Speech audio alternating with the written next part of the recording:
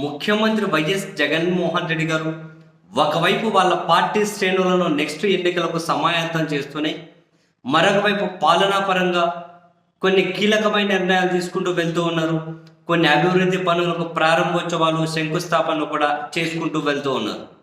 ఇందులో భాగంగా ఈ నెల 26వ తేదీన చంద్రబాబు నాయుడు గారిని 3.5 దశాబ్దాలుగా ఆదరిస్తూ వస్తూ ఉన్నటువంటి కుప్పం గడ్డ మీద ముఖ్యమంత్రి జగన్మోహన్ రెడ్డి గారు అడుగుపెట్టి కుప్పం ప్రజల చిరకాల కళ, కుప్పం వాసుల చిరకాల కళను తీర్చబోతూ ఉన్నారు. కుప్పం ప్రజలకు హంద్రీనీవా ప్రాజెక్టు ద్వారా నీటిని విడుదల చేయబోతూ ఉన్నారు జగన్మోహన్ రెడ్డి గారు. యాక్చువల్గా ఇది దివంగత వైఎస్ రాజశేఖర్ రెడ్డి గారి ఆలోచనల నుండి ప్రాణం పోసుకున్న ప్రాజెక్ట్ ఇది. ఈ మదనపల్లి ఎగువ ఉన్న పెద్దతిప్ప సముద్రం నుండి పలమనేరు నియోజకవర్గం మీదుగా కుప్పం ప్రజలకు నీరు అందించాలనే ప్రాజెక్టు పొంగనూరు కెనాల్కి యథావిధిగా ఆ డిపిఆర్ను రాజశేఖర్ రెడ్డి గారు అప్పుడు ఆమోదించారు వాళ్ళ సర్కార్. అప్పుడే మొదటి విడతనే అప్పుడే 1700 కోట్ల రూపాయలను కూడా మంజూరు చేసింది వైఎస్ఆర్ ప్రభుత్వం. అప్పుడు తర్వాత పనులు జరుగుతూ ఉన్నాయి. రాజశేఖర్ రెడ్డి గారు చనిపోయారు. తర్వాత అవేమీ ముందుకు జరగలే.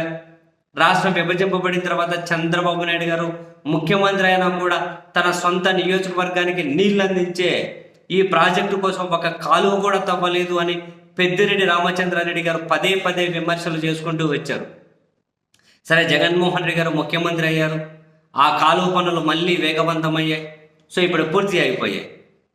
ఆ పొంగనూరు కాలువ కెనాల్ ఏదైతే ఉంటుందో ఆ కెనాల్ పనులు పూర్తి అయిపోయాయి. 26 జగన్మోహన్ రెడ్డి గారు హంద్రీనీవా ద్వారా ఈ కెనాల్ ద్వారా నీటిని కుప్పంకి విడుదల చేయబోతూ ఉన్నారు. కుప్పం వాసుల చిరకాల కల ఇది.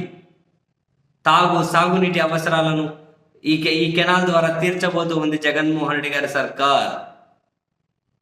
సో అప్పుడే అధికార వైసీపీ చంద్రబాబు నాయుడు గారి మీద విమర్శలు చేయడం మొదలెట్టారు. తన సొంత నియోజకవర్గాన్ని రెవెన్యూ డివిజన్ కూడా చేసుకోలేకపోయాడు. మా జగన్మోహన్ రెడ్డి గారి ప్రభుత్వం వచ్చిన తర్వాత అది రెవెన్యూ డివిజన్ అయింది. తనను ఆదరించిన ప్రజల కనీసం తాగునీటి కష్టాలు కూడా చంద్రబాబు తీర్చడం కోసం ఒక కాలువ తవ్వలేకపోయారు. మా ప్రభుత్వం వచ్చిన తర్వాత కుప్పం ప్రజలకు నీళ్ళు ఇవ్వబోతూ ఉన్నాం. చంద్రబాబు నాయుడు గారికి ఇది ఖచ్చితంగా ఒక అవమానకరం.